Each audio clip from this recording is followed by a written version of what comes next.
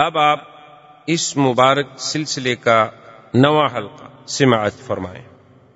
جیسے کہ کسی نے کہا تھا نا کہ سرے دار بھی پکارا، لبے بام بھی صدا دی، میں کہاں کہاں نہ پہنچا تیری دید کی لگن۔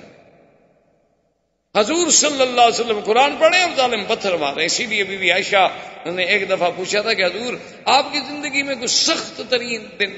آپ نے فرمایا عائشہ وہ میرے لیے سخت ترین دن تھا جب تیری قوم نے مجھے ٹھکرایا، میں طائف گیا تو پھر طائف والوں نے بھی میرے ساتھ کیا کہ جوتے مبارک خون سے بھر گئے۔ اتنے ظالموں نے پتھر برسائے، سفہائے طائف نے، بے وقوف پاگل بچوں نے شور کیا، اور نعوذ باللہ سب و شتم۔ لیکن اللہ کے نبی ایک جگہ آ کے بیٹھے ہیں، اللہ نے فرشتے کو بھیجا کہ میرے بدی سے کہہ دو اگر بہت اداس ہو، بہت گھبرا گئے ہو تو ہم تو اس بات پہ بھی تیار ہیں، اگر ہمیں کہو تو ابھی پہاڑ کے فرشتوں کو حکم دیتے ہیں اور دونوں پہاڑوں کو ملا کے طائف والوں کو کچل کے رکھ دیتے ہیں ہمیشہ کے لیے۔ لیکن اللہ کے نبی کہتے ہیں اللہم اہد قومی فانہم لا یعلمون، کہ میرا اللہ میری قوم ہے ان پر عذاب نہ بھیج، ان کو ہدایت۔ تو سیرت نبی کا پہلو جو ہے اسی پہ آپ اندازہ کر لیں کہ اتنی تکلیفوں کے بعد، اتنے ظلم و ستم کے بعد، اتنے جبر و اکراہ کے بعد زبان پہ ایک ہی بات ہے کہ اللہم الیک اشکو ضعف قوتی وقلت حیلتی وہوانی علی الناس، اور اس کے بعد دعا ہے کہ اللہم اہد قومی فانہم لا یعلمون، اللہ میری قوم کو ہدایت دے۔ ایک صحابی نے کہا حضور آپ دعا دیں، فرمایا وہ اس تو رحمتن، اللہ نے مجھے رحمت بنا کے بھیجا ہے، اللہ نے مجھے عذاب بنا کے تو نہیں بھیجا کہ میں ان کے لیے بد دعا کروں۔ چلو میں ان کے لیے دعا کرتا ہوں، یہ مسلمان نہیں ہوں گے، ہو سکتا ہے ان کی اولادوں سے کوئی مسلمان ہو، ان کی نسلوں سے کوئی مسلمان ہو۔ تو حضور صلی اللہ علیہ وسلم نے اللہ کی توحید کے لیے ہر مقاطعہ، ہر معارضہ، ہر منازعہ، ہر مخالفت کو برداشت کیا اور اپنے سلسلہ دعوت کو، انذار کو جاری رکھا۔ وآخر دعوانا ان الحمدللہ رب العالمین۔ اللہ پاک آپ کو بھی ہمیں بھی سیرت طیبہ پہ چلنے کی توفیق عطا فرمائے۔ برادران اسلام، محترم بھائیوں، عزیز ساتھیوں، ہم نے اپنے دروس میں سیرت نبی پاک صلی اللہ علیہ وسلم کا جو سلسلہ شروع کیا ہے، درس سابق میں ہم اس مقام تک تقریباً پہنچے تھے کہ حضور صلی اللہ علیہ وسلم اور آپ کے صحابہ کے لیے جو مختلف مصائب، ابتلاءات، امتحانات آئے، کفار کی جانب سے سختیاں اور شدائد بڑھتے گئے۔ حضور صلی اللہ علیہ وسلم کے سب سے بڑے معاون جو آپ کے چچا ابی طالب تھے، ان کی وفات ہو گئی۔ حضور صلی اللہ علیہ وسلم کی سب سے بڑی مناصرہ، معاونہ اور سب سے بڑی محسنہ اسلام سیدہ خدیجہ رضی اللہ تعالی عنہا کی وفات ہو گئی۔ اسی لیے اس کو عام الحزن کہا جاتا ہے کہ وہ تو سال ہی غم ہے۔ اب چونکہ ابی طالب کے دور میں جو فرق تھا وہ اتنا تھا کہ جو بڑے بڑے کفار تھے، رؤسائے قریش تھے، سردار تھے، بڑے بڑے حیثیت والے لوگ تھے، وہ آ کے حضور صلی اللہ علیہ وسلم کو ستاتے تھے، لیکن عام آدمی کو جرت نہیں ہوتی تھی کہ حضور صلی اللہ علیہ وسلم کے ساتھ بات کرے یا گستاخی کرے یا آپ کو تکلیف پہنچائے۔ لیکن ابی طالب کے مر جانے کے بعد تو راستہ ہی کھل گیا۔ پھر تو یہ ہے کہ بڑے ہیں، چھوٹے ہیں، بچے ہیں، سب نے حضور صلی اللہ علیہ وسلم کو ستانا شروع کر دیا۔ اور اسی دور میں بعین ہی یہی دور تھا کہ کفار قریش نے سوچا کہ بھی مسلمان جو حبشہ چلے گئے اور اگر حبشہ میں ان کو قدم جمانے کا موقع مل گیا، ہو سکتا ہے کہ ان کی تعداد وہاں بڑھ جائے، تو ہم کیوں نہ ایسا کریں کہ بادشاہ حبشہ کے پاس ایک وفد بھیجیں کہ وہ تو ہمارے بھاگے ہوئے غلام ہیں اور یہاں سے وہ بھاگ کے گئے ہیں، مہربانی کر کے وہ ہمیں واپس کیے جائیں۔ ان کو واپس لا کر ہم ایک تو ان پر ظلم و ستم شروع کریں اور دوسری بات یہ ہے کہ آئندہ اسلام کو پھیلنے سے روک دیں۔ کفار قریش نے وفد بھیجا اور پھر یہ بھی فیصلہ کیا کہ بادشاہوں کا مزاج ہوتا ہے اسے کچھ نہ کچھ ہدیہ کوئی چیز پیش کی جائے تاکہ اکرام ہو اس کا، اور بادشاہ ان باتوں پہ خوش ہوتے ہیں۔ اب معلومات کیے گئے کہ بھی نجاشی جو ہے حبشے کا بادشاہ اصحما، اس کو کیا چیزیں زیادہ ہدیے میں پسند آتی، تو معلوم یہ ہوا کہ اسے چمڑے کی بنی ہوئی چیزیں بڑی پسند۔ تو اب جناب کفار قریش نے شام سے آیا ہوا اور ملکوں سے آیا ہوا، صنعاء سے آیا ہوا، مختلف ملکوں سے چمڑے کی چیزیں جو آئی ہوئی تھیں وہ چیزیں خریدیں، اور بڑی اعلیٰ قسم کی نایاب قسم کی چیزیں انہوں نے۔ اس زمانے میں بھی چمڑے کے برتن بنتے تھے، ظروف بنتے تھے، یہ ڈیکوریشن پیس جیسے لائٹوں کے لیے ہوتے ہیں یہ بنائے جاتے تھے، پانی کے لیے برتن بنائے جاتے تھے، اور اس سے پہننے کے لیے جیسے آج کل آپ یہ جیکٹس وغیرہ پہنتے ہیں اس زمانے کے انداز کی وہ بنائی جاتی تھی، بڑی خوبصورت چیزیں بنتی تھیں، سرانے بنتے تھے، تخیے بنتے تھے، سب چمڑے کا کام ہوتا۔ تو انہوں نے بہرحال چمڑے کی چیزیں لی، اور اس کے بعد وفد کی قیادت بعض کتابوں میں آتا ہے کہ عمرو بن العاص نے کی، اور جا کر حبشہ میں نجاشی کو ملے، اور اس کے ملنے سے پہلے ان کے جو بطارقہ بطریق تھے، بطریق کہتے ہیں جو عیسائیت کے یوں سمجھ لیں پادری پنڈت جن کے مذہبی اثرات تھے، ان سے ملے، ان کو بھی ہدایہ دیے، اور ان سے کہا کہ آپ کو پتہ ہے یہ کون لوگ ہیں جو یہاں آئے ہوئے، نہ تو یہ ہمارے دین پر ہیں، ہماری بھی مخالفت کر کے ہمارے دین کو بھی چھوڑ کے یہ لوگ وہاں سے بھاگے، چلو اگر یہ اچھے ہوتے تو تمہارا دین تو قبول کر لیتے نا، تمہارا دین بھی تو انہوں نے قبول نہیں کیا، نہ یہ تمہارے دین پر ہے۔ تو اب اس کا کیا مطلب ہے کہ ہمارا جو دین ہے مکے والوں کا وہ بھی غلط ہے، اور آپ کا جو دین ہے نصرانیت پر عیسائیت پر وہ بھی غلط ہے، تو یہی بس حق پر ہیں، ان لوگوں کو اگر موقع ملا تو یہ تو آپ کے ملک میں بہت بڑا فساد برپا کر دیں۔ انہوں نے کہا ٹھیک ہے، آپ بادشاہ سے ملے، ملاقات کا ٹائم لے کے دیا، انہوں نے کہا جب بادشاہ پوچھے گا تو ہم آپ کی تائید کریں گے۔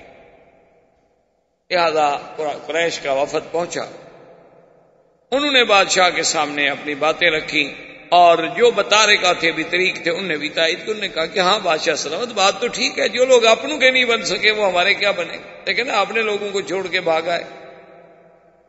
لیکن بادشاہ بڑا ذہین تھا، بادشاہ تھا، اس نے کہا کہ بھئی نہیں، یہ نہیں ہو سکتا کہ میں کسی کو ایسے سزا دے دوں اور اس کے بارے میں معلومات نہ کروں، کیونکہ حضور صلی اللہ علیہ وسلم کی ایک حدیث مبارک میں بھی ہے کہ اگر قاضی کے پاس ایک آدمی آئے اور وہ کہے کہ دیکھو جی یہ میری آنکھ فلاں آدمی نے نکال لی ہے، تو آنکھ بھی نکلی ہوئی سامنے موجود ہے، یعنی کیس بڑا واضح ہے، لیکن قاضی کو جوش میں نہیں آنا چاہیے جب تک کہ دوسرے کو نہ بلائے، خدا جانے اس کی دونوں نکلی ہوئی ہوں، اس کی تو ایک نکلی ہوئی ہے نا۔ تو یہ ظلم ہوتا ہے کہ آدمی ایک طرف کا فیصلہ سننے کے بعد، ایک کے بیان سننے کے بعد فوراً حکم جاری کر دے۔ تو بادشاہ نے کہا کہ دیکھو بھئی آپ جانتے ہیں کہ میں تو ظلم نہیں کروں گا، میں تو پہلے ان کو بلاؤں۔ انہوں نے پیشی رکھ دی، اور اگلے جلسے پر انہوں نے بلایا، تو مسلمان جب گئے تو ان کی قیادت جو ہے وہ حضرت جعفر نے کی۔ حضرت جعفر یہ حضرت سیدنا علی رضی اللہ تعالی عنہ کے بھائی جعفر ابن ابی طالب جب آئے تو بادشاہ نے ان سے پوچھا کہ بھئی یہ لوگ کہتے ہیں ہمارے دین کے مخالف ہیں، اور میرے جو بطارقہ ہیں یہ کہتے ہیں تم لوگ ہمارے دین کے بھی مخالف ہو، آخر تمہارا دین کیا ہے؟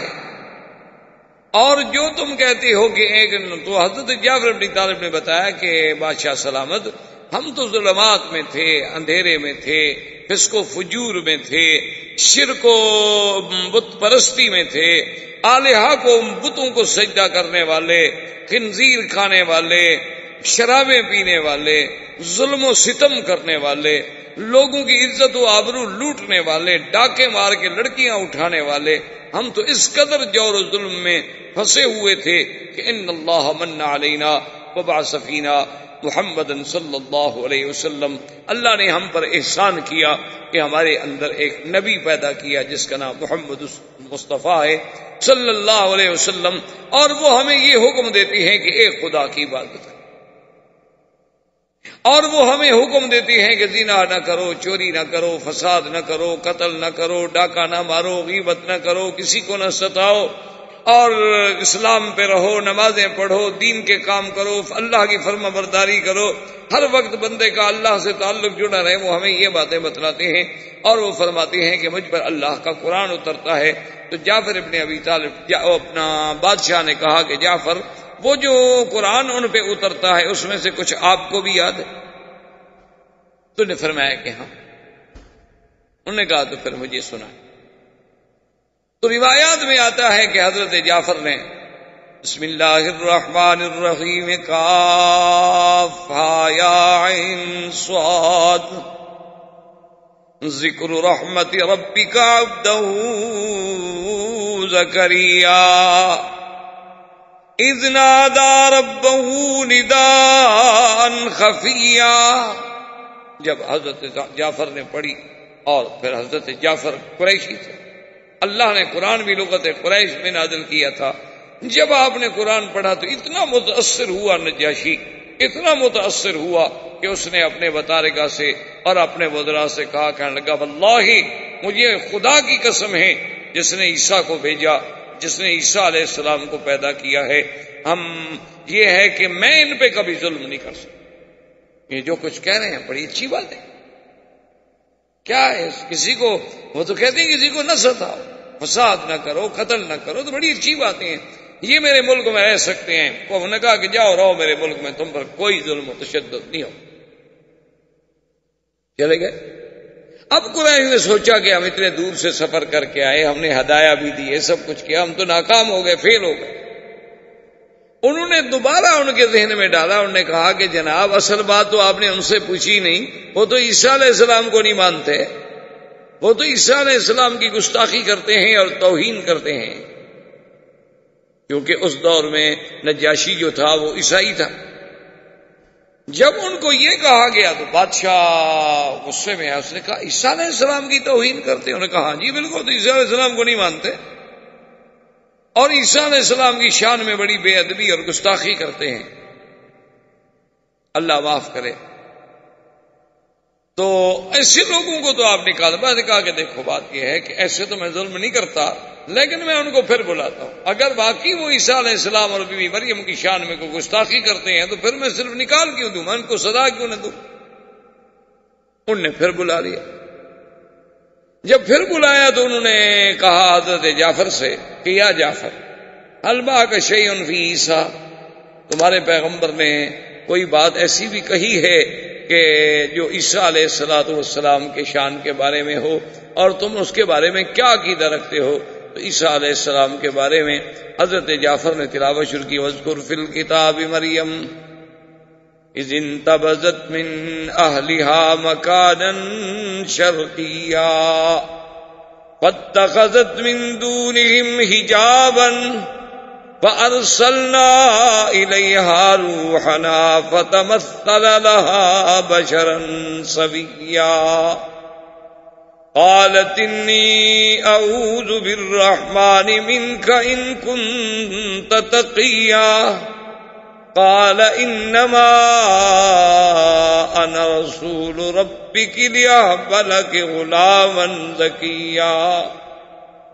کہ بی بی مریم جب علیحدہ بیٹھی تھی، دیکھا کہ کوئی بندہ آ رہا ہے، تو بی بی صاحبہ نے کہا کہ میں اپنے اللہ کے نام پہ، اس رحمان کے نام سے پناہ پکڑتی ہوں، تم اللہ سے ڈرنے والے ہو تو میرے قریب بتاؤ کہ میں ایک عورت ہوں، تم جوان ہو، ادھر کیسے آ رہے؟ تو اب سیدنا جبریل نے فرمایا کہ انما انا رسول ربک۔ بی بی مریم کیوں گھبراتی ہو؟ میں کوئی بندہ نہیں، میں تو تیرے رب کا بھیجا ہوا قاصد ہوں، لِأَهْبَ لَكِ غُلَامًا زَكِيًّا، اور میں تمہیں خوشخبری دینے آیا ہوں کہ اللہ تمہیں بہت پاکیزہ بچہ دیں گے۔ بی بی کہنے لگی کمال کی بات کرتے ہو، کیسے وہ پاکیزہ بچہ مجھے بچہ دیں؟ قالت انا یکون لی غلام فلم یمسسنی بشر ولم اک بغیا۔ بی بی مریم نے کہا کیا کہتے ہو آنے والے، مجھے کیسے بچہ ہوگا؟ مجھے تو آج تک کسی انسان نے چھوا بھی نہیں۔ یہ ہے صفت یہ ہے عفت، یہ ہے کمال. یاد رکھو میرے عزیز کہ عورت کا حسن و جمال جو ہے وہ اس کی عفت و حیا میں. جب عورت کا حیا چلا جائے وہ حسن نہیں باقی رہتا، وہ جمال نہیں باقی رہتا، وہ کمال نہیں باقی رہتا، وہ معصومیت نہیں باقی رہتی. اصل جو عورت کے لیے اللہ نے بیوٹی بنائی ہے نا، وہ اس کی عزت ہے، اس کا عصمت ہے. کہ اب دیکھیں کہ سب سے پہلی بات جو بیوی مریم کہتی ہے، جبریل سے مخاطب ہے، کہتی ہے کیا کر رہے ہو؟ لم یمسسنی بشر، مجھے تو کسی بندے نے ہاتھ تک نہیں لگایا. اور اللہ نے جو بی بی مریم کی قرآن میں تعریف کی ہے، اللہ نے جو قرآن میں بی مریم کی صفت بیان کی ہے، جی آپ سورۃ التحریم اٹھا کے دیکھیں تو کیا ہے؟ وَمَرْيَمَ ابْنَتَ عِمْرَانَ الَّتِي أَحْصَنَتْ فَرْجَهَا فَنَفَخْنَا فِيهِ مِن رُّوحِنَا. اللہ فرماتے ہیں کہ بی بی مریم عمران کی بیٹی جس نے اپنی شرمگاہ کی حفاظت کی، یعنی سب سے بڑی وصف جو اللہ نے، یہ نہیں کہا کہ وہ خوبصورت تھی، یہ نہیں کہا وہ پڑھی لکھی تھی، یہ نہیں کہا کہ بڑی روزے رکھنے والی تھی، بلکہ کہا کہ سب سے بڑی بات یہ ہے کہ اس نے اپنے نفس کی حفاظت کی تھی. کہ زنا تو زنا، کسی کے ساتھ نکاح بھی نہیں ہوا تھا، اسے تو کسی غیر مرد نے ہاتھ تک نہیں لگایا. اسی طرح اللہ پاک نے جو قرآن میں فرمایا ہے، آپ دیکھیں گے کہ اللہ تبارک و تعالیٰ قرآن میں فرماتے ہیں کہ ہم نے وحور عین کامثال اللؤلؤ المکنون، اللہ فرماتے ہیں ہم نے جنت میں جو حوریں رکھی ہیں بڑی بڑی آنکھوں والیاں، اور ایسے ہیں جیسے موتی صدف میں چھپا ہوتا ہے جس کو کسی نے ہاتھ نہ لگایا ہو. اور آگے قرآن پھر وصف بیان کرتا ہے کہ لم یطمثہن انس قبلہم ولا جان، کہ وہ حوریں ایسی پاک ہوں گی کہ میرے جنت والے شخص جس کو وہ ملیں گی اس سے پہلے کسی انسان تو انسان، کسی جن نے بھی ان کو ہاتھ نہیں لگایا ہوگا. اصل صفت تو عورت کی یہ ہے کہ وہ ماں اور باپ کے گھر کے بعد اس کے بدن کو ہاتھ لگے تو پھر شوہر. یہ تھی عفت و عصمت عورت کی. اسی لیے یعنی سیدہ فاطمہ الزہرا رضی اللہ تعالی عنہا نے وصیت فرمائی تھی کہ سیدنا علی سے کہ میرا جنازہ رات کو پڑھ دیں. سیدنا علی نے فرمایا بھی کہ فاطمہ کیا کر رہی ہو؟ تم بنت رسول پاک ہو، تم جگر گوشہ محمد مصطفیٰ ہو، اور تمہارا جنازہ ہم رات کو اجنبیوں کی طرح چپکے سے پڑھ دیں اور دفن کر دیں. فرمایا علی میری زندگی میں مجھ پہ کسی کی نظر نہیں پڑی، میں چاہتی ہوں میرے جنازے پر بھی کم سے کم نظر. انہوں نے فرمایا کہ فاطمہ کیا کہہ رہی ہو؟ جنازے میں کوئی کیا دیکھ لے گا؟ آدمی پر چادر ہے، بندھا ہوا ہے، جنازے میں کیا دیکھا؟ اس نے کہا کم از کم لوگ یہ تو اندازہ کر لیں گے نا کہ قد لمبا ہے، چھوٹا ہے، کیسا ہے. یہ تو کم از کم آدمی کا جنازے کے بعد میت کو دیکھنے سے بھی اندازہ ہو جاتا ہے. میں تو یہ بھی نہیں چاہتا. آپ اس کے مقابلے پہ آج موجودہ دور کی بیٹیوں کی آپ ذرا تصور کریں، ان کی تہذیب کا، ان کے تمدن کا، اور وہ اس پہ کتنا فخر کرتی ہیں جب وہ بازار کی زینت ہیں، جب وہ لوگوں کے لیے سنگار کرتی ہیں، جب وہ دیکھنے کی ایک ڈیکوریشن پیس ہے کہ اس کو سب دیکھتے رہیں کہ بڑا عجوبہ عناد کر. یہ عورتیں عورت کہلانے کی بھی شرن حقدار نہیں. یہ چلتی پھرتی زندہ لاشیں ہیں، ان کو عورت کہنے ہی گناہ ہے. شرعاً آپ ان کو عورت نہیں کہہ سکتے. عورت کا معنی یہ ہوتا ہے عورت الرجل من السرۃ الی الرکبۃ، کہ مرد میں عورت کیا ہے، یعنی وہ چیز جو چھپانا جس کا ضروری ہے وہ ہے سرہ سے لے کر رقبہ تک، اور عورت کا کیا ہے من الراس الی الرجل، سر کے بالوں سے لے کر پاؤں کے ناخن تک اس کا چھپانا ضروری ہے. اسی لیے تو کہتی ہے نا کہ یہ اب ہمارے یہاں دیکھا نا آپ نے شریعت اسلامی کا، ابھی تو بل آ رہا ہے 51 سال کے بعد، تو ابھی بل آیا ہے، خدا جانے کب یہ بل ہے یا بیل ہے، پتہ نہیں کب منڈے چڑھے گی، اللہ عالم. تو بہرحال جب بھی کسی کو اپنا خوف لاحق ہو پھر اسلام بڑا یاد آتا ہے. جیسے آپ کا بڑے سے بڑا آدمی مر جائے مولوی یاد آتا ہے نا جنازے کے لیے. ویسے تو مولوی بڑی حقیر جانور ہے نا، کوئی مر جائے تو پھر مولوی کو بلاؤ. کیوں؟ ان کو تو پتہ ہی نہیں کہ ابا جی کو غسل کیسے دینا. ان نے کبھی پڑھا ہی نہیں کہ میت کو غسل کیسے دینا ہے، تو لازمی بیچارہ مولوی ہی دے گا. ورنہ اگر بیٹا جانتا ہو تو اس سے زیادہ کون حقدار ہے کہ مولوی غسل دے؟ لیکن باپ نے تو کبھی زندگی میں بیٹے نے باپ کو غسل نہیں کرایا، تو مرنے کے بعد کب قریب جائے گا؟ بلکہ اور بھی عورتیں کہیں گی وہ دور رکھو جی، خام خواہ ایسا نہ ہو کہ میت اس کو بھی پکڑ لے، میت کے قریب ہی نہ جائے۔ تو یہ میرے کہنے کا مقصد، شور آ رہا ہے ہر طرف کہ اسلام آ گیا تو یہ ہو جائے گا، اسلام آ گیا تو عورتیں اندر بیٹھ جائیں گی، اسلام آ گیا تو عورتیں قیدی بن جائیں گی، اسلام آ گیا تو 4 شادیاں ہو جائیں گی، پتہ نہیں اتنی عورتیں لے کے رکھی ہوئی ہیں کہ ہر آدمی کو 3 اور دے دیں گے۔ کیا تہذیب ہے، کیا اعتراض ہے اللہ کے قرآن کے مقابلے؟ اور اعتراض کرنے والے کون ہیں؟ جنہوں نے نہ کبھی قرآن پڑھا ہے نہ حدیث مصطفیٰ پڑھی، لارڈ میکالے کا قانون پڑھا ہے، اس کے مطابق بیٹھے ہوئے ہیں کہ جناب آئین کی یہ دفعہ جو ہے اسلام سے ٹکراتی ہے۔ یعنی اب اسلام اتنا کمزور ہے کہ اگر لارڈ میکالے کے بنائے ہوئے قانون کی دفعہ ٹکرا جائے تو اسلام کو روک دو، اس دفعہ کو رہنے دو تاکہ آئین نہ ٹوٹے ہمارا۔ یعنی جو بندو نے بنایا ہے آئین وہ تو نہ ٹوٹے، اللہ کا آئین ٹوٹتا ہے، ٹوٹنے دو۔ اب ہمارے فیشن میں، سگار میں یعنی یہ ہوتا ہے کہ جب پارٹی ہو اور کسی بڑے آدمی کی پارٹی ہو، وہاں تو ضروری ہوتا ہے کہ بیگم جو ہے وہ کھڑے ہو کے سرو کرے اور مہمانوں کو سنبھالے، اور اگر ساڑی باندھے تو سب سے اچھی ساڑی وہ ہوتی ہے جس سے آدھا پیٹ نظر آ رہا، ورنہ ساڑی کیا ہوئی؟ باندھنے کا کیا فائدہ ہوا؟ ابھی اسی لیے تو باندھی جاتی ہے کہ ابھی آدھا پیٹ نظر آئے، پیچھے آدھی پشت نظر آئے، پورے سر کے بال نظر آئیں، تبھی تو ہاں جی یہ ہے صحیح معنی میں جو ساڑی باندھی جاتی۔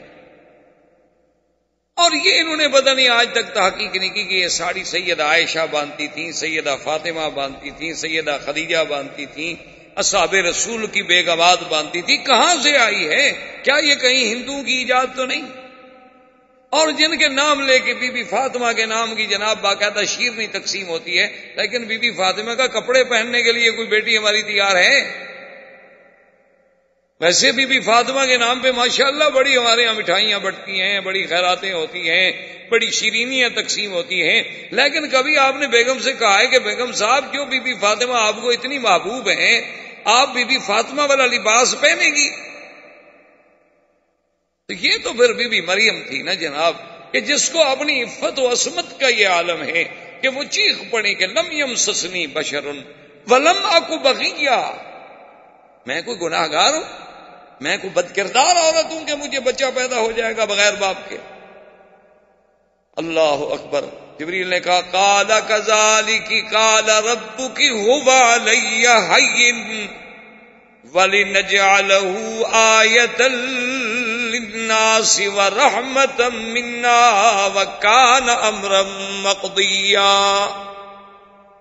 جبریل علیہ السلام نے کہا بی بی مریم غصے میں آنے کی ضرورت نہیں ہے، یہ تو تیرے رب کا فیصلہ ہے، اور تیرے اللہ کو بغیر تیری شادی کے، بغیر کسی چیز کے بچہ پیدا کرنا مشکل نہیں، بڑا آسان ہے۔ اور اللہ تو چاہتے ہیں کہ اس کو ایک نشانی بنائے اپنی قدرت کی، کہ کوئی یہ نہ کہے کہ اللہ بنا تو سکتا ہے لیکن جب تک میاں بیوی نہ ہوں وہ بھی نہیں بنا سکتا۔ اللہ چاہتے ہیں کہ میں اپنی قدرت کے تمام نمونے دکھا دوں، میں چاہوں تو نور سے ملائکہ پیدا کر دوں، میں چاہوں تو نار سے جن پیدا کر دوں، میں چاہوں تو مٹی سے آدم پیدا کر دوں، میں چاہوں تو آدم سے حوا پیدا کر دوں، میں چاہوں تو مریم سے عیسیٰ پیدا کر دوں۔ یخلق ما یشاء، میری مرضی میں جو چاہوں جیسے چاہوں، یہی تو اس کی شان۔ اچھا جی، انہوں نے کہا کمال ہے تو ٹھیک ہے، اور نے کہا بی بی تم بات کہو نہ کہو، کان امرا مقضیہ، یہ تو اللہ کی تقدیر کا فیصلہ ہو چکا ہے، اب وہ تبدیل تھوڑا ہوتا ہے۔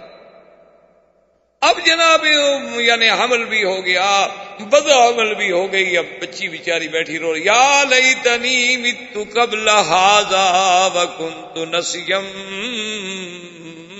منسیا، رو رہی ہے پھر بھی، حالانکہ جبریل باتیں کر کے کہتی ہے کاش میں تو پیدا ہی نہ ہوئی ہوتی، کم از کم چلو ٹھیک ہے میں بے گناہ ہوں، میرا دامن صاف ہے، لیکن قوم تو نہیں جانتی ہوں۔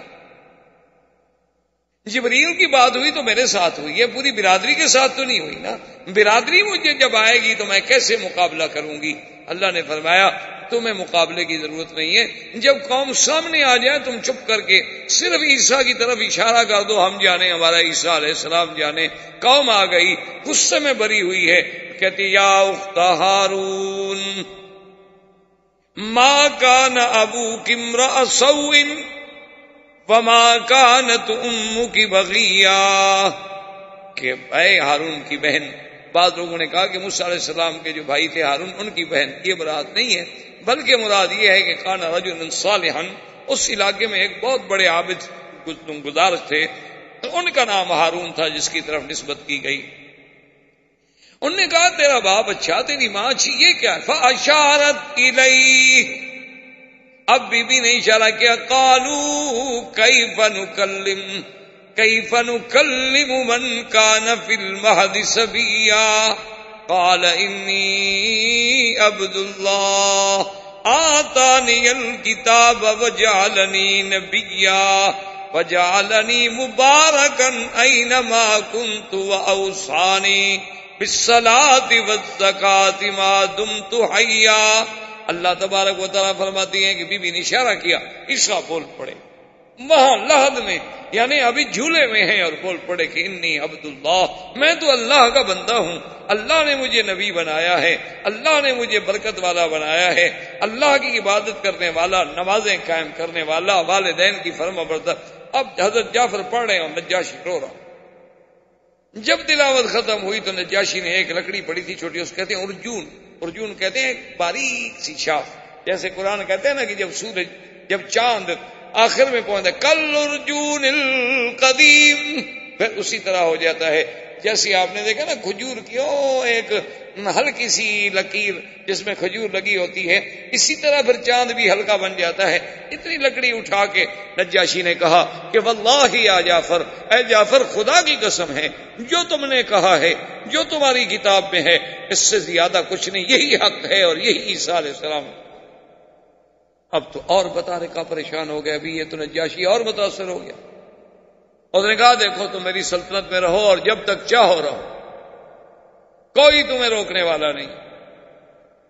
بطارکہ نے جناب شور کر دیا، اور نتیجہ یہ نکلا، اللہ تبارک و تعالی رحمت کرے، کہ انہوں نے ایک بڑی سازش برپا کر دی، اور ادھر نجاشی کا یہ عالم کہ وہ رات کو چوری سے جعفر کو بلا لیں، جعفر ابن ابی طالب رضی اللہ تعالی عنہ کو، اور اس سے قرآن پڑھنا اس نے شروع کیا، اور وہ تو مسلمان ہو گیا۔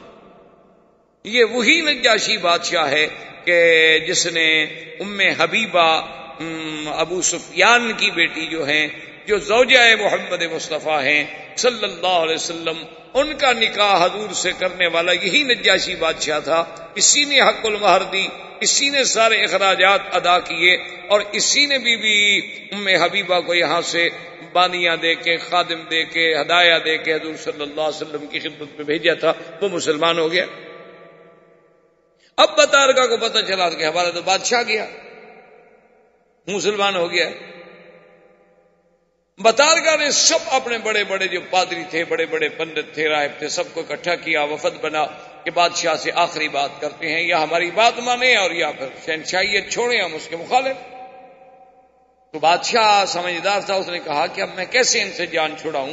تو تاریخ کہتی ہے کہ اس نے یہ کیا کہ وہ جو سورت مریم قرآن کا صفحہ لکھا ہوا تھا وہ اس نے اپنے اندر کی جیب میں رکھ لیا، اندر کی جیب میں رکھ لیا، اور بیٹھ گیا، اور بطارکہ سے کہا کہ بھی کیا؟ انہوں نے کہا دیکھو بات سنو، کہ جو ہم کہتے ہیں نا کہ عیسیٰ کے بارے میں کہ وہ اللہ کا بیٹا ہے اور ثالث و ثلاثہ ہے اور یہ ہے اور وہ ہے، سارے جو ان کے عقیدے تھے جھوٹے، اگر تم ان عقائد کو مانتے ہو تو بالکل ٹھیک ہے، اگر نہیں مانتے ہو تو پھر ہم سب تمہارے خلاف اعلان جنگ کرتے ہیں۔ تو بادشاہ نے یوں سینے پہ ہاتھ رکھا اور کہا ہاں ہاں میں اس کو مانتا ہوں، میں تو اس کو مانتا ہوں، کہ ہاں ہاں میں تو اس کو مانتا ہوں، میرا تو ایمان ہے اس۔ حالانکہ وہ تو کہہ رہے تھے جو میرے اندر ہے اس پہ ایمان ہے، جو کاغذ اندر چھپایا ہوا تھا قرآن لکھا ہوا، اور وہ پنڈت خوش ہو گئے کہ اچھا اسی پہ ایمان گاؤ جی، زندہ باد زندہ باد۔ بس یہ قوم تو ایسی ہوتی ہے نا، مرضی میں زندہ باد، مرضی میں مردہ باد۔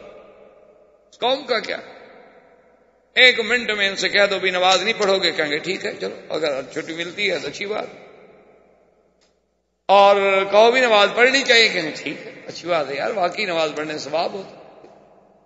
قوم کا کیا، ان کے نزدیک تو کہتے ہیں جی دین میں بڑی آسانی ہے، پڑھ لو نہ پڑھو کیا فرق کیا پڑا۔ تو اب جناب بہرحال وہ خوش ہو گئے، لیکن کچھ دنوں کے بعد ان کو پتہ چل گیا کہ بھئی نجاشی تو پکا مسلمان ہو گیا، تو روز مسلمان اس کے گھر آ جا رہے ہیں۔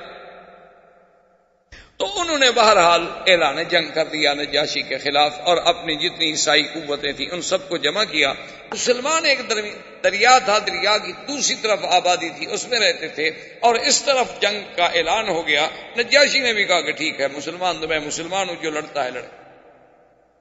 اب مسلمان بیچارے پریشان کہ کیا ہوگا، کبھی اگر تو نجاشی جیت گیا پھر تو ہماری جان بچ گئی، وہ مسلمان ہے، اور اگر خدا نہ خواستہ آج کی جنگ میں نجاشی ہار جاتا ہے تو ہم تو ماریں گے، پھر تو جو آئے گا وہ عیسائی ہوگا اور وہ ہمارا سب سے بڑا دشمن ہوگا۔ اس پریشانیوں میں مبتلا تھے۔ انہوں نے کہا کہ آخر کون آدمی جائے اتنا بڑا دریا عبور کر کے جا کے خبر لے کے آئے۔ تو حضرت زبیر نے کہا کہ میں جاتا ہوں۔ زبیر آئے وہاں سے دریا عبور کر کے۔ اللہ کی مہربانی یہ ہوئی کہ نجاشی کو اللہ نے فتح دی، مخالفین شکست کھا گئے۔ واپس آئے تو انہوں نے کہا کہ مسلمانوں تمہارے لیے خوشی ہے، خیر ہے کہ نجاشی بچ گیا، اس کی سلطنت بھی بچ گئی۔ یہ وہی نجاشی ہے کہ جس کے مرنے پر اللہ نے اپنے نبی پاک کو اطلاع دی، اور آپ نے صحابہ سے فرمایا مات اخیکم النجاشی، کہ تم ہمارا بھائی مسلمان نجاشی فوت ہو گیا ہے، چلو اس پہ ہم صلاۃ الجنازہ، نماز جنازہ غائبانہ پڑھیں۔ اور یہی وہ مسئلہ ہے جو ائمہ کے درمیان میں بھی مابہل اختلاف ہے، یاد رکھیں اتفاق سے، کیونکہ بات آ گئی ہے تو کہ کیا کسی کے مرنے پر غائبانہ جنازہ نماز پڑھی جا سکتی ہے یا نہیں پڑھی جا سکتی۔ یہ مسئلہ جو ہے ائمہ کرام کے نزدیک مابہل اختلاف۔ امام احمد بن حنبل رحمۃ اللہ علیہ کے ماننے والے، اسی طرح امام شافعی رحمۃ اللہ علیہ کے ماننے والے اور علماء اہل حدیث اس بات کے قائل ہیں کہ اگر کوئی بندہ مثلا کسی ملک میں، ہندوستان میں مر گیا، پاکستان میں مر گیا، بنگلہ دیش میں مر گیا، اور ہم اس پر یہاں جنازہ غائبانہ پڑھے تو کہتے ہیں بھی جائے۔ ان سب کی بڑی دلیل جو ہے وہ یہی نجاشی کا قصہ ہے کہ نجاشی کی موت حبشہ میں ہوئی، اور سرکار دو عالم صلی اللہ علیہ وسلم نے جنازہ جو ہے وہ تو مکے میں پڑھا، وہاں تو نہیں پڑھا، مدینہ منورہ میں پڑھا۔ تو کہاں حبشہ اور کہاں مدینہ منورہ، تو مغنی ہے کہ صلاۃ الغائب تھی۔ ان سب حضرات کی دلیل یہ ہے۔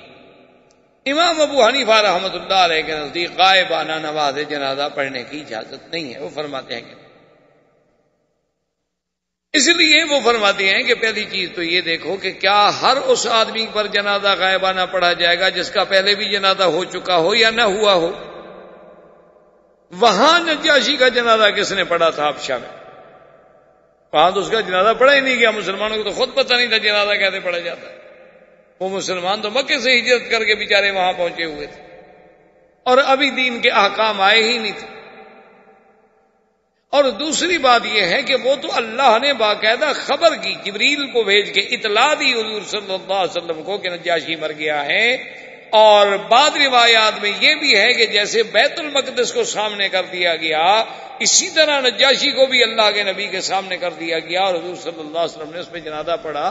تو فرماتے ہیں کہ یہ تو خاص واقعہ ہے، ورنہ اس کے علاوہ اور کتنے صحابہ جنگوں میں شہید ہوتے رہے، حضور نے کسی اور کا جنازہ کیوں نہیں پڑھا؟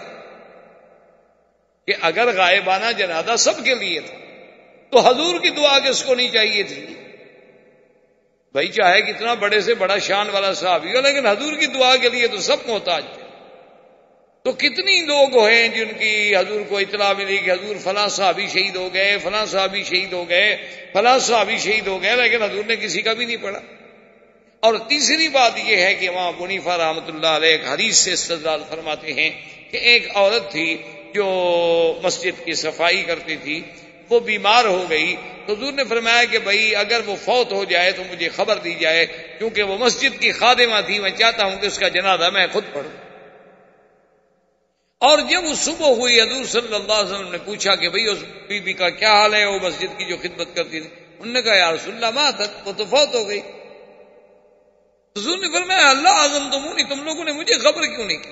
میں نے تو پابند کیا تھا۔ انہوں نے کہا حضور وہ رات کو فوت ہو گئی، آپ آرام میں تھے. ہم نے یہ مناسب نہیں سمجھا کہ حضور صلی اللہ علیہ وسلم کو رات کو جگایا جائے, اور جنازے میں بلا وجہ تاخیر کرنے سے آپ نے منع فرمایا ہے کہ جتنا جلدی ہو سکے میت کو دفن کرو. حضور نے فرمایا دلونی علی قبرہ, اس کی قبر پر مجھے لے چلو. حضور صلی اللہ علیہ وسلم تشریف لے آئے, فصلی علی قبرہا, حضور نے پھر قبر پہ کھڑے ہو گئے جنازہ. تو اب امام حنیفہ فرماتے ہیں کہ بھی اگر غائبانہ جنازہ ہی پڑھنا تھا تو وہی مسجد میں کھڑے ہو. حضور فرماتے ہیں کہ ایک دفعہ اور پڑھ لو جنازہ, پھر قبر پہ آنے کی کیا ضرورت. تو اس لیے بہرحال یہ اپنے اپنے دلائل ہیں, اور ان کا موقع جو ہے وہ تو کتب احکام اور کتب فقہ ہوتی ہیں. لیکن اگر ایک مسئلہ سامنے آ گیا تو افادے اور استفادے کے لیے میں نے کچھ تھوڑی سی باتیں اس پہ عرض کر دی. تو بہرحال اب جناب حبشہ کے نجاشی کی وجہ سے وہاں تو مسلمان مطمئن ہو گئے, لیکن حضور صلی اللہ علیہ وسلم کے لیے بڑا شدت کا. حضور صلی اللہ علیہ وسلم نے سوچا, آپ طائف تشریف لے گئے. طائف میں آپ کو امید تھی کہ شاید کوئی اللہ کا بندہ میری بات وہاں سن لے اور اسلام لے آئے اور اسلام کی اعانت کا ذریعہ بن جائے. وہاں حضور صلی اللہ علیہ وسلم کی طائف والوں نے اتنی مخالفت کی کہ حضور نے بی بی عائشہ کو فرمایا تھا کہ عائشہ وہ طائف کا جو دن مجھ پہ سخت گزرا ہے نا, ایسا دن کبھی سخت. حضور صلی اللہ علیہ وسلم پہ پتھر برسائے ظالموں نے, آپ کا بدن مبارک لہو لہان ہو گیا, آپ کے جوتے مبارک خون سے بھر گئے. آپ راستے میں تشریف لائے تو ایک باغ تھا, اس باغ میں کچھ دیر سستانے کے لیے, کچھ دیر آرام کرنے کے لیے حضور اندر چلے گئے. وہ باغ جو ہے وہ تھا عتبہ اور شیبہ کا, یہ دونوں مکے کے بڑے کافروں میں تھے. حضور صلی اللہ علیہ وسلم نے یہ سوچا کہ چلو کچھ دیر تو آرام, تھوڑی سی دیر بیٹھ. عتبہ اور شیبہ بھی موجود تھے باغ میں. انہوں نے جب دور سے دیکھا تو انہوں نے بھی پہچان لیا کہ ہذا محمد الرسول اللہ صلی اللہ علیہ وسلم, لیکن ان کے دل میں پھر بھی کچھ نہ کچھ وہ آخر برادری کا, قوم کا, کچھ روایات کا, عادات کا بھی تو لحاظ ہوتا ہے. انہوں نے اپنے غلام کو بلایا اور غلام سے کہا کہ یہ کچھ انگور ہیں, پانی ہے, لے جاؤ محمد رسول اللہ کی خدمت میں پیش کرو. کچھ بھی ہو ہماری مخالفت اپنی جگہ ہے, لیکن آخر ہمارے باغ میں تو آئے ہیں. قریش میں, عرب میں روایات کا بڑا لحاظ تھا. آج بھی بڑے بڑی قومیں جو ہیں مارشل قسم کی قومیں, ان میں بھی روایات بڑی ہیں کہ بس اگر دشمن بھی دروازے پہ آ گیا تو بس آ گیا. وہ انگور لایا, پانی لایا, حضور کی خدمت میں پیش کیا. حضور صلی اللہ علیہ وسلم نے اپنا بدن مبارک دھویا, اپنے ہاتھ پاؤں مبارک صاف فرمائے, اس کے بعد پانی تھوڑا نوش فرمایا, وہ انگور سامنے رکھا, فرمایا بسم اللہ الرحمن الرحیم. جب حضور نے پڑھا بسم اللہ الرحمن الرحیم تو وہ غلام, اس کا نام تھا عداس, فتحیر, حیران ہو. اس نے کہا کہ بسم اللہ الرحمن الرحیم, یہ تو مکے کے قریش والے, کفار قریش, رؤسائے قریش, وہ تو کبھی نہیں پڑھتے بسم اللہ الرحمن الرحیم. وہ تو اگر کبھی خدا کا نام لینا بھی چاہتے ہیں تو کہتے ہیں بسم کا اللہم. یہ الرحمن الرحیم تو وہ نہیں جانتے. یہ تو قریش کے سردار ہیں, قریشی ہیں, ہاشمی ہیں, یہ کہاں سے بسم اللہ الرحمن الرحیم پڑھ رہے ہیں. تو جب وہ بڑا حیران ہوا تو حضور نے فرمایا کہ عداس کیوں حیران ہو؟ اس نے کہا حضور ایسے کلمات میں نے آج سے پہلے کبھی سنے نہیں کسی مکے والے سے. حضور نے فرمایا اچھا تم یہ بتاؤ کہ من اینا, تم کہاں کے رہنے والے ہو؟ اس نے کہا من نینوا. یا رسول اللہ میں نینوا ایک بستی ہے عراق کی طرف, اس کا رہنے والا ہوں. حضور نے فرمایا اچھا تم اس نینوا کے رہنے والے ہو الذی فیہا یونس ابن متیٰ, جس میں حضرت یونس ابن متیٰ تھے. اب تو عداس اور حیران ہو گیا. اس نے کہا کہ آپ کیسے جانتے ہیں یونس ابن متیٰ کو؟ آپ نے فرمایا عداس حیران ہونے کی بات نہیں, انہو اخی وانہو نبی من انبیاء اللہ, وہ میرے بھائی تھے گویا, اور وہ بھی اللہ کے نبی تھے, اور جو بات یونس ابن متیٰ کہتا تھا وہی بات میں کہتا ہوں. اب ان کو نہیں سمجھ آتی تو میں کیا کروں, ورنہ میری دعوت اور حضرت یونس کی دعوت ایک تھی. ہم قبل راس رسول اللہ. عداس تو جی بس گر پڑا, حضور کے ماتھے کو بوسہ دے رہا ہے, حضور کو چوم رہا ہے, اور عتبہ شیبہ دور بیٹھے دیکھ رہے ہیں کہ یہ کیا ہو گیا, یہ ہم نے غلام بھیجا تھا کہ جا کے انگور پہنچا دو، ہمارا تو غلام بھی گیا۔ واپس آیا غلام، انہوں نے کہا تمہیں کیا ہو گیا، تم کیوں چوم رہے تھے؟ اس نے کہا بات سنو کہ ٹھیک ہے کہ میں تمہارا غلام ہوں، لیکن واللہ انہ رسول، یہ میں تمہیں صحیح بات کہہ رہا ہوں، خدا کی قسم ہے وہ اللہ کا سچا۔ جو بات اس نے مجھے بتلائی ہے نا، وہ نبی کے بغیر کوئی جانتا ہی نہیں، تو وہ کیسے بتلا سکتے ہیں؟ میرا یقین ہے۔ انہوں نے کہا نہیں چھوڑو چھوڑو، بس تم ایسی باتوں میں نہ پڑو، تم پھر نہ جانا ان کے پاس۔ اور چونکہ نوکر تھا، ملازم تھا، اس کو ذرا ڈانٹ دیا۔ حضور صلی اللہ علیہ وسلم باغ سے چل پڑے، مکے کے قریب آئے، لیکن حضور رک گئے۔ حضور نے فرمایا کہ اب میں کیف ادخل مکہ، کیسے مکے میں داخل ہوں؟ مکہ تو میں چھوڑ کے نکلا تھا کہ مجھے باہر کوئی امان ملے گی، باہر کوئی ساتھی ملیں گے، باہر کوئی نصرت ملے گی، لیکن باہر سے بھی کوئی ساتھ نہ ملا۔ اب پھر میں اکیلا مکے میں جاؤں تو صفحائے مکہ تو پھر میری مخالفت اور زیادہ تیز کر کہ اچھا جی باہر سے لوٹا ہے۔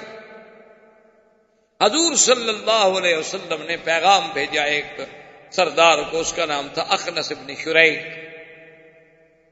اس کو پیغام بھیجا کہ اخنس بن شریک، تم مکے کے سرداروں میں سے ایک سردار ہو، کیا میں تمہاری پناہ میں آ سکتا ہوں مکہ مکرمہ میں؟ چلو تم میرے دین پہ آؤ نہ آؤ، مانو نہ مانو، لیکن بڑے لوگ آخر پناہ تو دیتے ہیں نا، میں تمہاری پناہ میں، جوار میں آ سکتا ہوں مکہ مکرمہ؟ انہوں نے کہا کہ میرا چونکہ قریش سے معاہدہ ہے، میں اپنے معاہدے کو نہیں توڑ سکتا، میں آپ کو پناہ نہیں دے سکتا۔ حضور صلی اللہ علیہ وسلم نے سہیل ابن عمرو کے پاس آدمی بھیجا کہ سہیل ابن عمرو بھی مکے کا بہت بڑا سردار تھا اور بڑا حوصلے والا آدمی تھا، کہ جب یہ حدیبیہ کے موقع پہ صلح ہوئی حضور کے ساتھ، یہی سہیل ابن عمرو تھا دستخط کرنے والا، اور بڑا آدمی تھا قریش میں سے، اور ویسے بھی بڑا حلم والا، حوصلے والا، بڑا نرم دل آدمی تھا، کہ جب وہ آیا تھا نا سہیل، تو حضور نے فرمایا اپنے صحابہ سے کہ ابشرو، جو آ رہا ہے تو کافر لیکن سہیل ہے، معاملہ سہل ہی رہے گا، سختی نہیں ہوگی۔ سہیل ابن عمرو کو آدمی بھیجا حضور نے کہ حل انظر بجوارک بمکہ، تمہارے جوار میں مکے میں اتر سکتا ہوں؟ انہوں نے کہا لا یا رسول، میں آپ کو پناہ نہیں دے سکتا کیونکہ میں حلیف ہوں قریش۔ حضور صلی اللہ علیہ وسلم اور پریشان،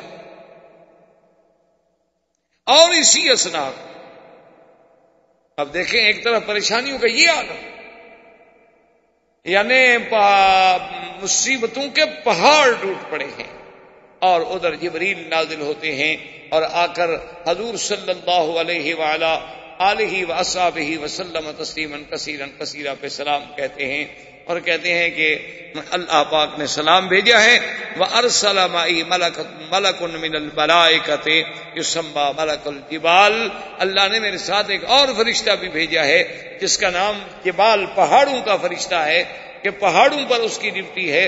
اور اللہ فرماتے ہیں اِنَّ رَبَّكَ يُقْرِئُكَ السَّلَامَ، تیرے رب نے محمد مصطفیٰ تجھ پہ سلام بھیجے ہیں، اور ساتھ یہ بھی فرمایا ہے کہ اگر تم چاہتے ہو تو نطبق الاخشبین علی اہل الطائف، وہ جو پہاڑ ہے نا اخشبین، ایک ادھر اور ایک ادھر، اگر آپ چاہیں تو ہم حکم دیتے ہیں ملک کو کہ دونوں پہاڑوں کو ملا دے اور ان کو کچل ختم کر دے۔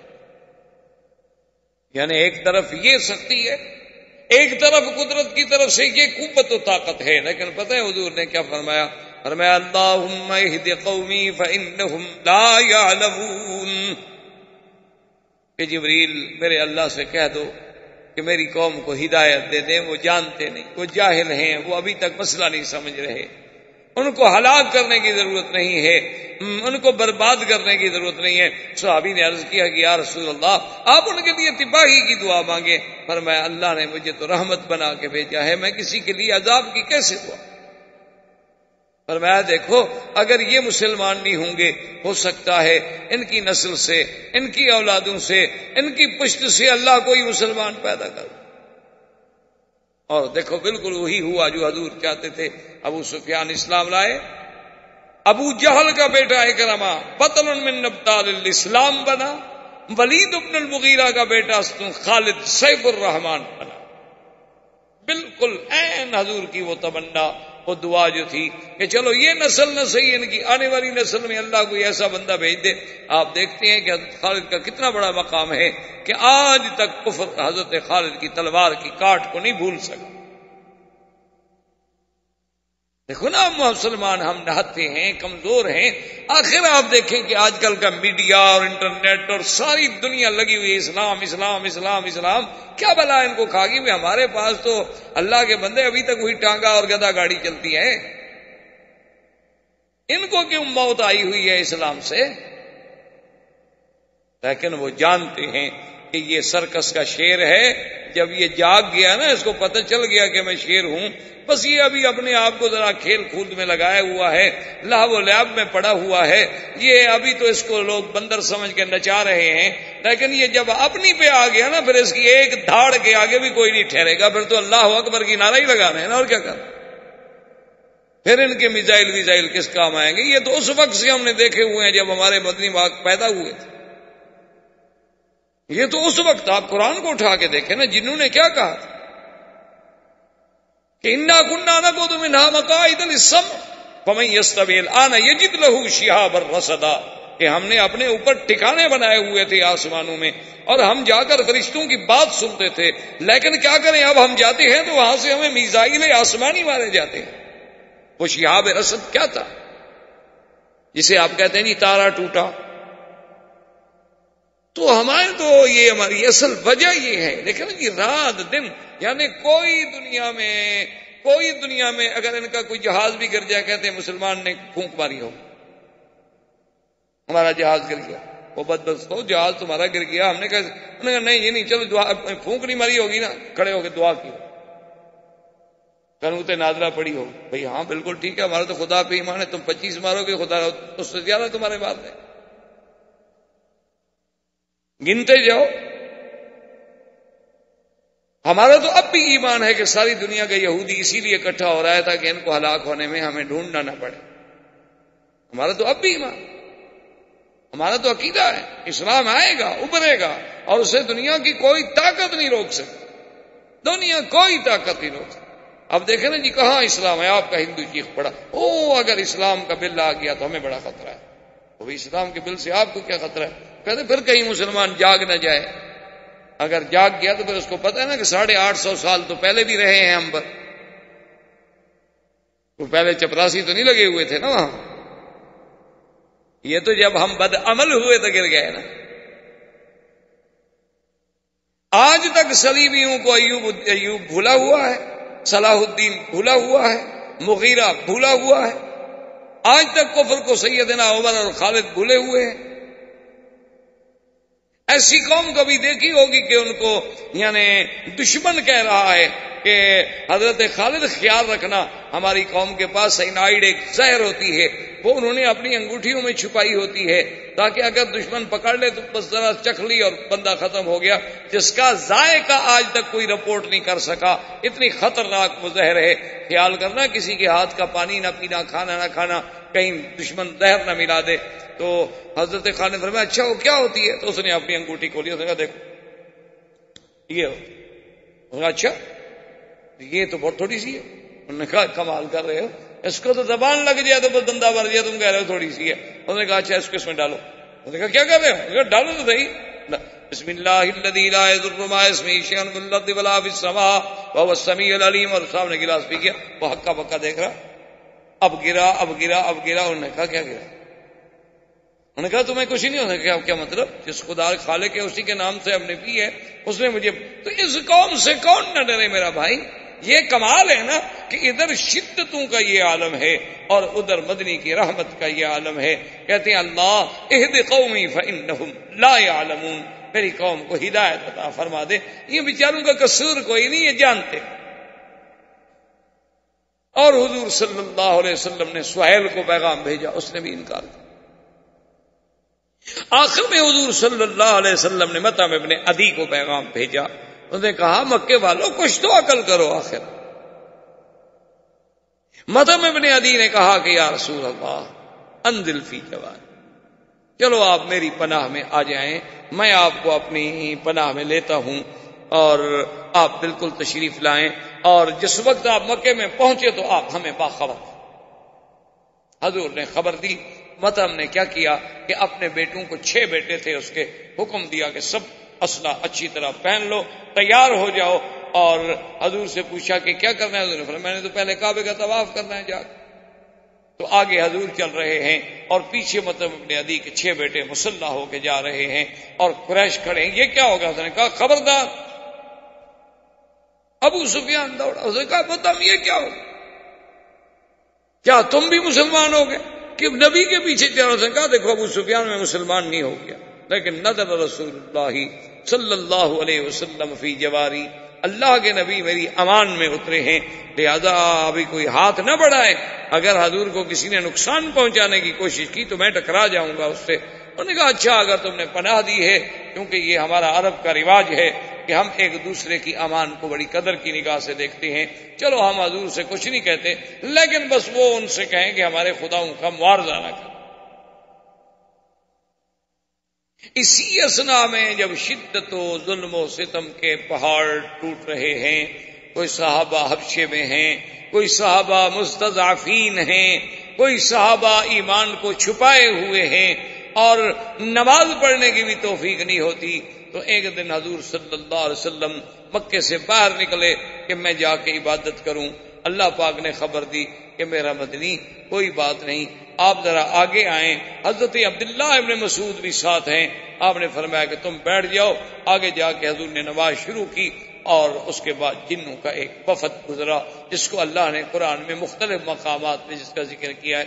وَإِذْ صَرَفْنَا إِلَيْكَ نَفَرًا مِنَ الْجِنِّ يَسْتَمِعُونَ الْقُرْآنَ فَلَمَّا حَضَرُوهُ قَالُوا أَنصِتُوا فَلَمَّا قُضِيَ وَلَّوْا إِلَىٰ قَوْمِهِم مُنذِرِينَ قَالُوا يَا قَوْمَنَا إِنَّا سَمِعْنَا كِتَابًا أُنزِلَ مِن بَعْدِ مُوسَىٰ مُصَدِّقًا لِمَا بَيْنَ يَدَيْهِ يَهْدِي إِلَى الْحَقِّ وَإِلَىٰ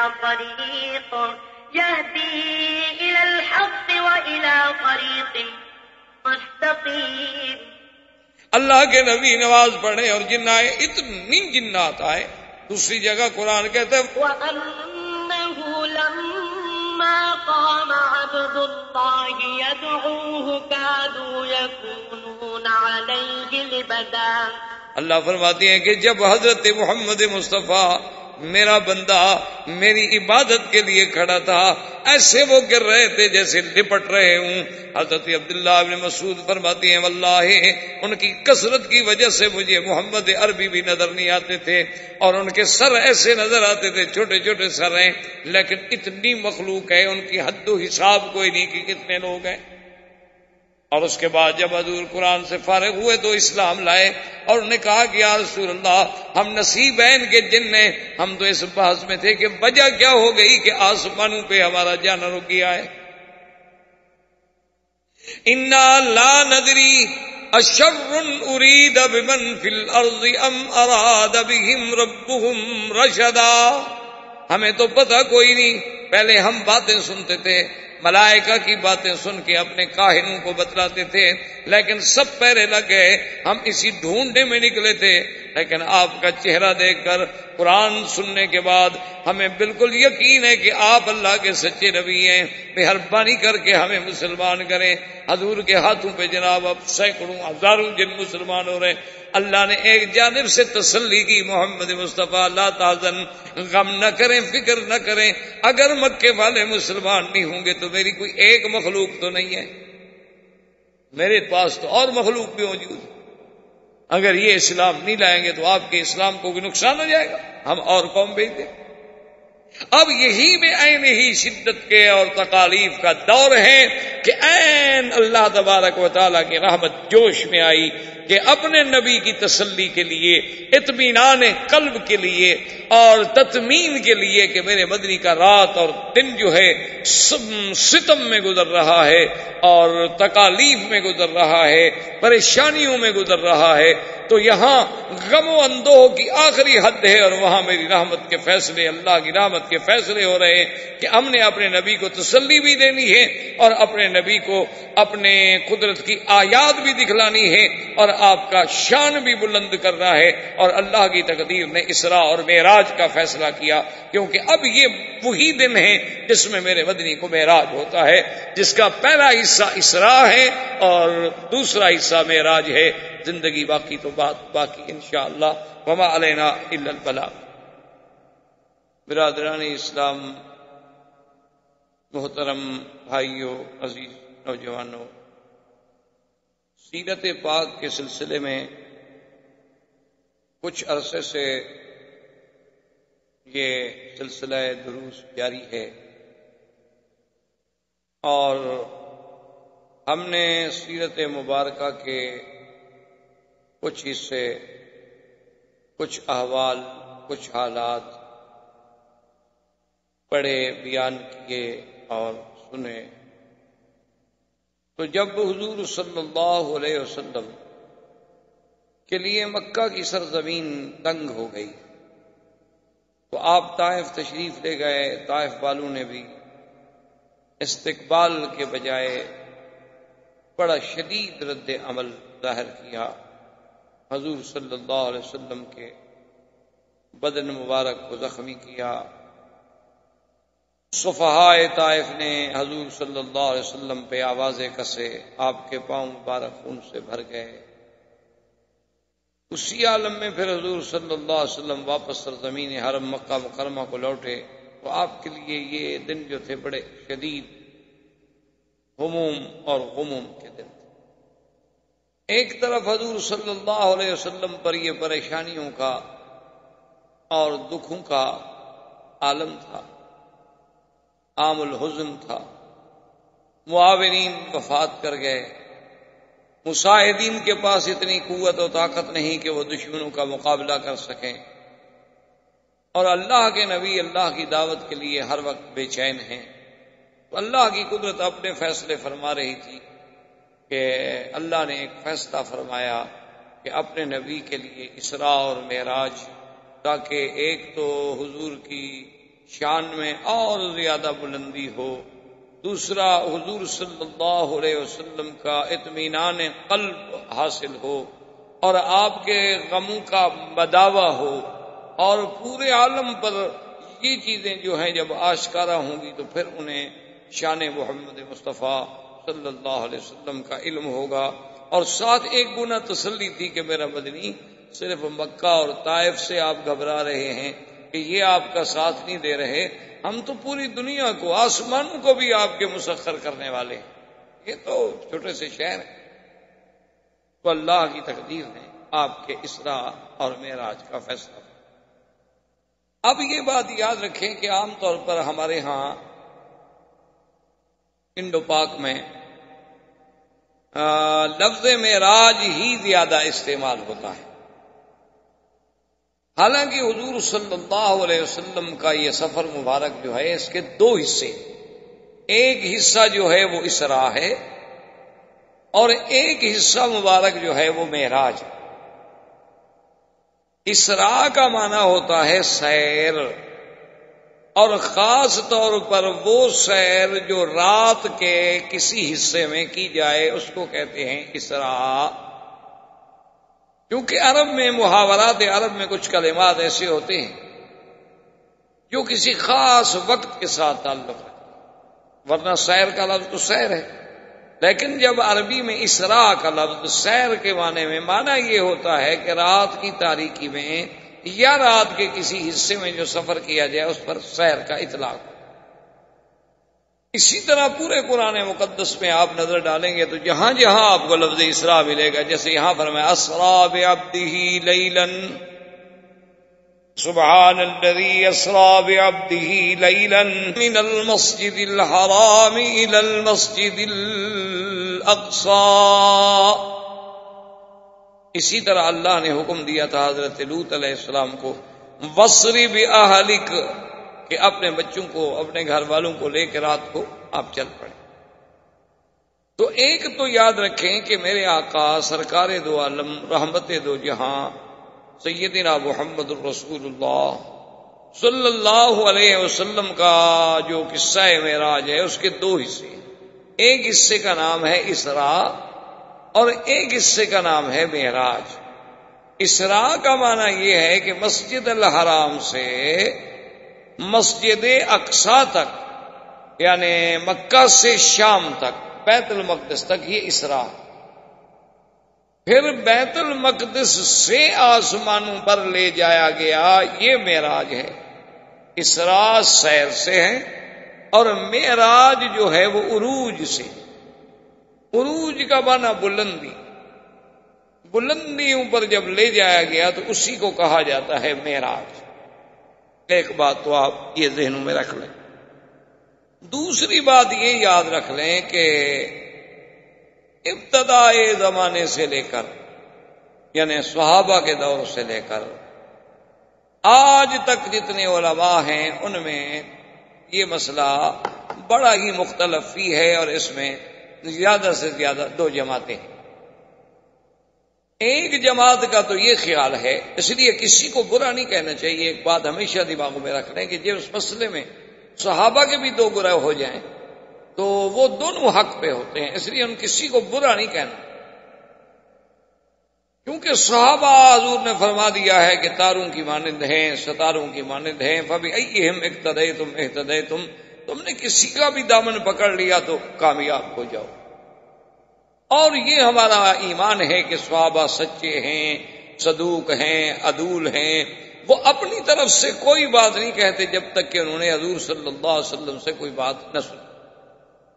تو جب انہوں نے حضور سے سنی ہوگی بات ٹھیک ہے. تو اس لیے اگر کسی مسئلے میں اختلاف ہو نا جی، یہ تو اصل میں بڑی کم ظرفی اور تنگ نظری، یا جسے آپ یوں کہیں کہ کم علمی کی بات ہوتی ہے کہ لوگ لڑائیاں کرتے ہیں کہ جی ایک نے آمین زور سے کہہ دی، ایک نے ایسا کہہ دی تو لڑائی ہو گئی، ایک نے رفع یدین کر دیا، ایک نے نہ کیا تو لڑائی ہو گئی.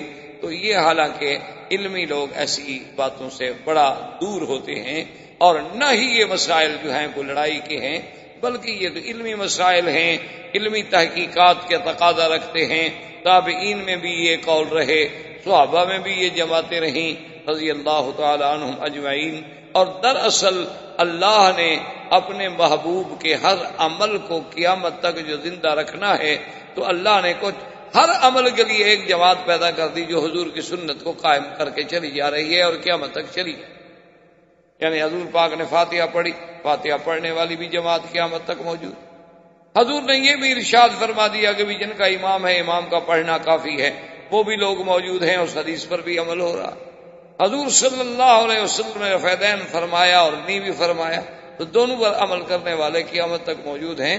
یہ تو وسعت تھی دین میں، آسانی تھی دین میں، یسر تھا دین میں کہ جس کو جو بات پہنچ گئی تھی الحمدللہ. قصور کی بات تو ہے نہیں، فروئی باتیں اور دونوں میں حدیثیں موجود ہیں، لڑائی کا کیا ضرورت. یہ تو بڑی فراخ دلی والی بات ہے. لیکن افسوس بدقسمتی ہے ہماری کہ آج یہ مسائل جو ہیں بڑے اختلاف والے بن گئے. وہ ایک دفعہ پرانے دور میں برٹش کے زمانے میں ایک مسجد پہ لڑائی ہو گئی اسی آمین کے مسئلے پہ. کچھ لوگ کہیں ایسا کہو، کچھ کہیں زور سے کہو.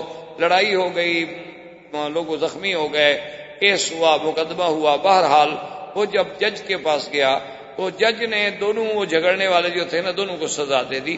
اور اس میں لکھا اس نے کہ بھی فریقین کے دلائل سننے کے بعد میں اس نتیجے پہ پہنچا ہوں کہ اسلام، دین اسلام میں آمین جو ہے بالسر بھی ہے بالجہر بھی ہے. یعنی آمین آہستہ کہنا بھی جائز ہے اور زور سے کہنا بھی جائز ہے، لیکن آمین بھی شر کا کہیں ثبوت نہیں ملتا کہ آمین کو شر کا بہانہ بنا دیا جائے. اس لیے میں ان دونوں کو سزا دے دوں. تو اصل بات ٹھیک تھی، حالانکہ وہ کافر تھا، انگریز تھا. اس نے کہا بھی آمین بالجہر، آمین بالسر تو ہے، لیکن آمین بھی شر کہاں سے نکل آئی کہ آدمی آمین پہ آ کے لڑائی شروع کر دے، لڑنا شروع. تم نے کیوں زور سے کہی اور کہے تم نے کیوں نہیں کہی.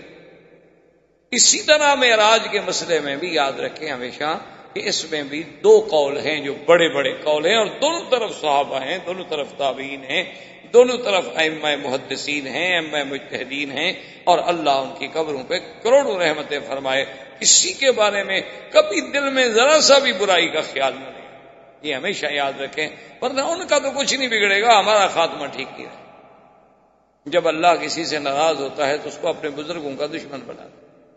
وہ بس سارا دن پھر یہی کام کرتا رہتا ہے کہ دیکھو جی فلاں امام نے کیوں یہ کہا اور فلاں نے یہ کیوں کہا اور فلاں. تو اس لیے ایک بات کو سمجھیں، حالانکہ دیکھیں پہلے کتنا رواداری تھی کہ تاریخ میں آتا ہے کہ امام شافعی رحمۃ اللہ علیہ ایک دفعہ بغداد تشریف لے گئے اور اتفاقاً انہوں نے اس مسجد میں جا کے نماز پڑھی جہاں امام ابو حنیفہ رحمۃ اللہ علیہ کی ساتھ قبر ہے، کیونکہ امام ابو حنیفہ رحمۃ اللہ علیہ بغداد میں دفن. تو امام شافعی خود امام ہے، یعنی کوئی چھوٹا آدمی نہیں، کوئی عام مولوی عالم نہیں، امام وقت ہے.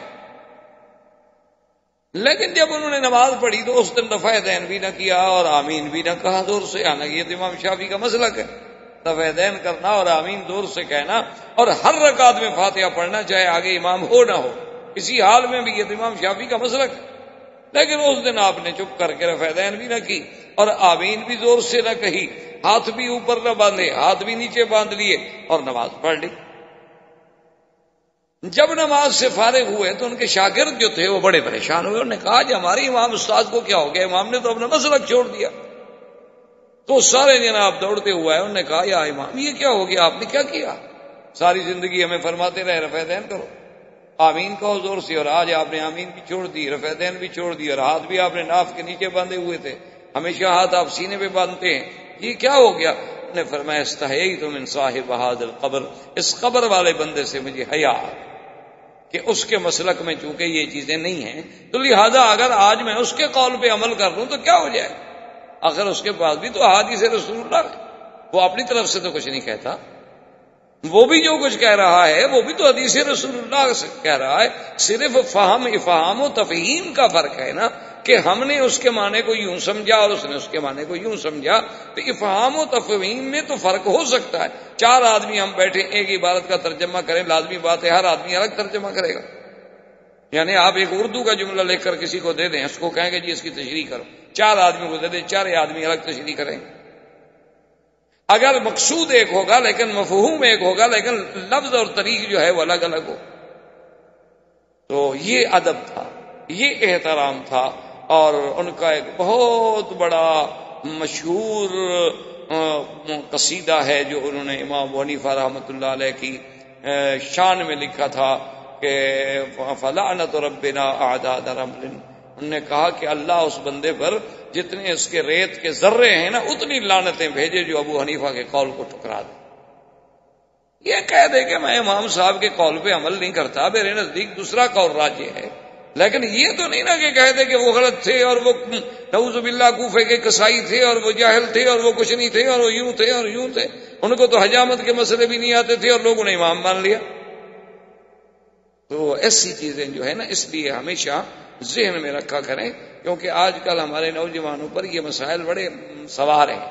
ان کو بدقسمتی ہے ہماری کہ ہم کیا کریں کہ آدمی 4 جماعتیں پڑھ لیتے ہیں، بیچارے 2 دین کی کتابیں پڑھ لی اور دعویٰ ہو جاتا ہے کہ میں عالم ہو گیا، میں مولوی ہو گیا. پھر اور جب آدمی صحیح معنوں میں عالم نہ ہو تو پھر دین ملا فی سبیل اللہ فساد.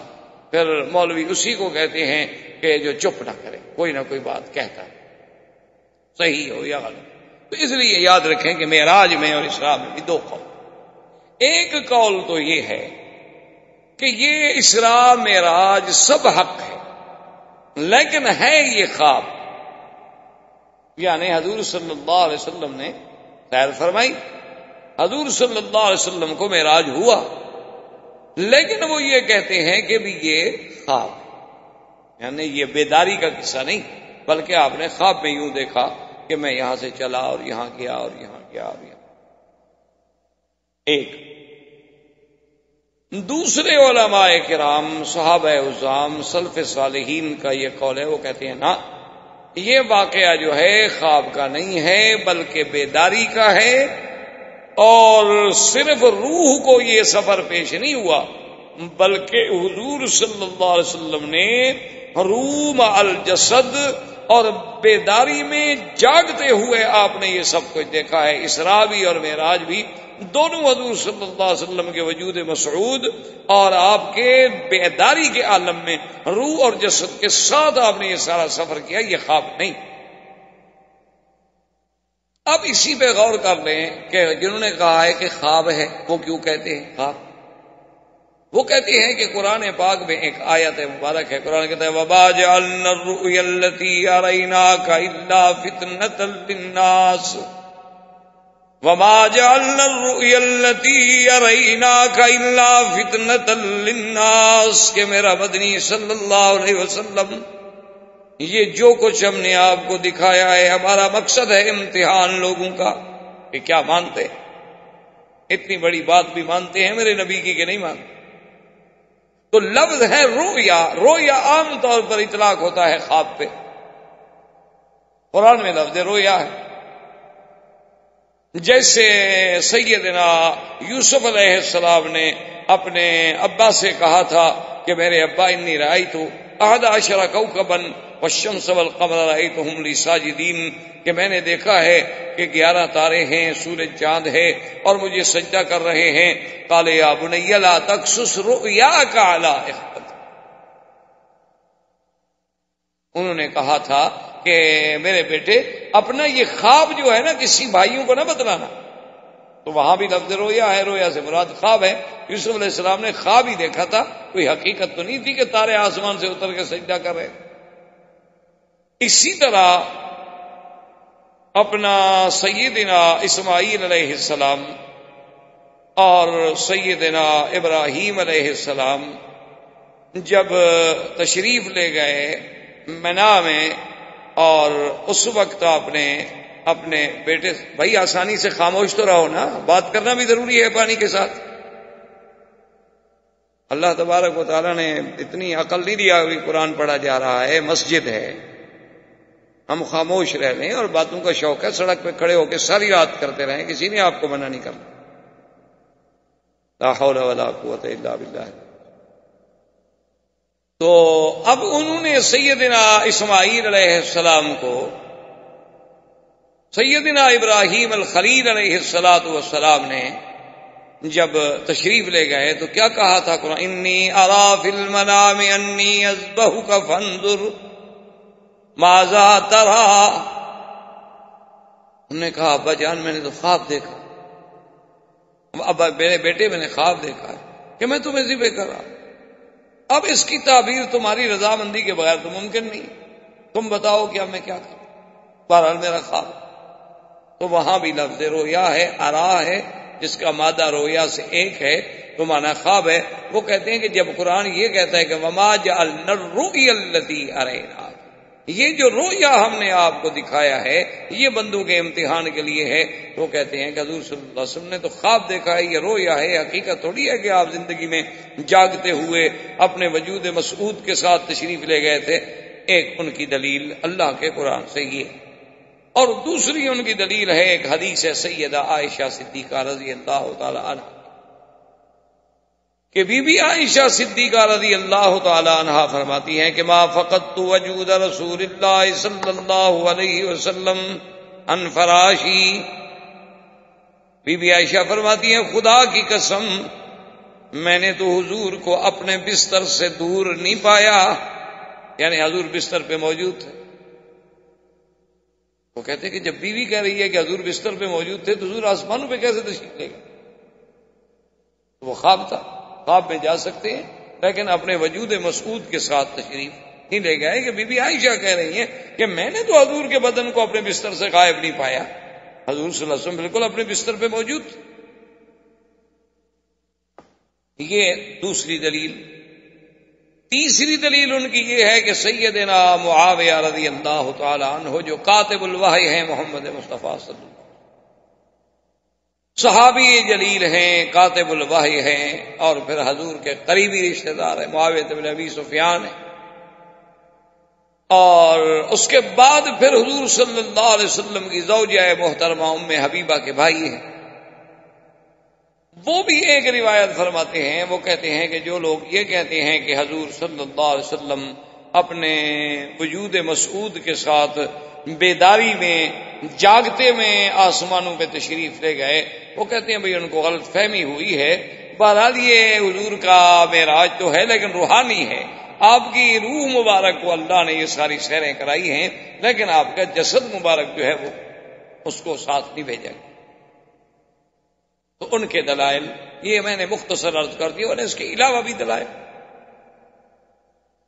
اور جو صحابہ، تابعین، محدثین، ائمہ مجتہدین، ائمہ فقہا اس بات کے قائل ہیں، وہ کہتے ہیں کہ نہیں، بالکل یہ خواب نہیں بلکہ حقیقت ہے، یہ خواب نہیں ہے۔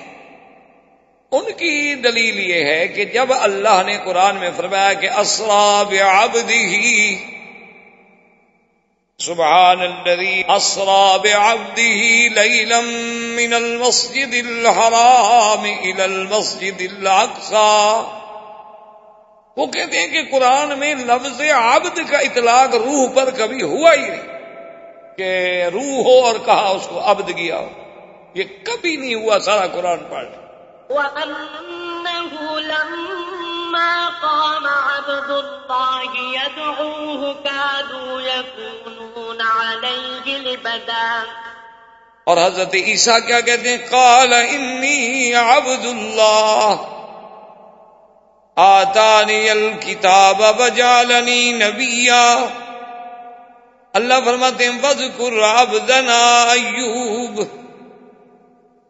سارے قرآن میں وہ کہتے ہیں، کھول کے دیکھ لیں، سارے قرآن پاک کا مطالعہ کرنے کے جہاں جہاں لفظ عبد آئے، عبادنا ابراہیم و اسحاق، عبدنا ایوب، اور اسی طرح عباد مکرمون، اور اسی طرح انی عبد اللہ، اللہ نے میرے مدنی کو فرمایا انہ لما قام عبد اللہ، فرمایا وأوحینا الی عبدہ ما اوحی۔